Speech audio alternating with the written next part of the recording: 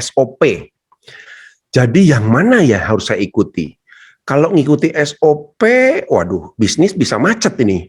Tapi kalau nggak ikut SOP, nanti bisa ada urusan panjang nih, gitu kan ya. Nah, ini berkaitan juga ya dengan karena gini Pak, kalau kita bicara SOP, jadi SOP yang baik itu SOP yang selalu diupdate setiap tahun sekali. Itu yang benar Pak ya. Karena apa?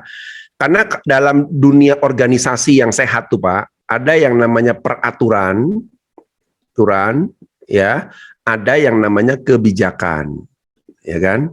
Nah, ini ada seninya, seni memainkan ini. Peraturan sifatnya mati, harga mati. Pokoknya SOP-nya ini ikutin titik.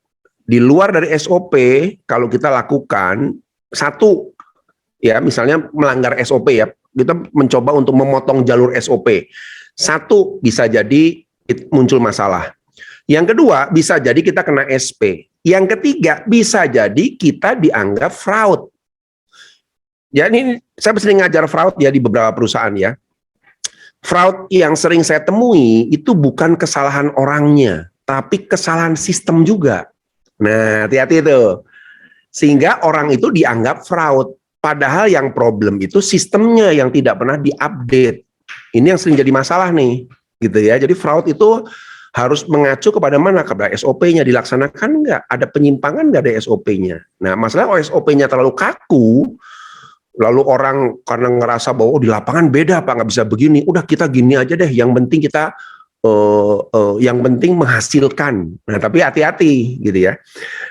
Pertama, yang namanya peraturan ini sifatnya kaku. Pokoknya harus saja diikuti. Tapi ada yang kedua, namanya kebijakan. Nah, gimana sih cara memakai kebijakan?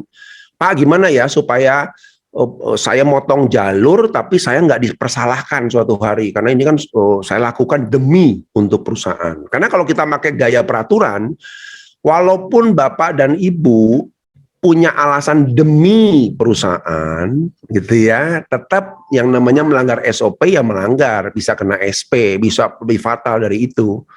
Tapi ada kebijakan. Nah, prasyarat kebijakan apa? Satu, kalau kebijakan itu punya batas waktu. Nah, batas waktu artinya untuk kasus ini aja loh ya, nggak boleh yang lain, kasus ini aja, kasus toko A ini.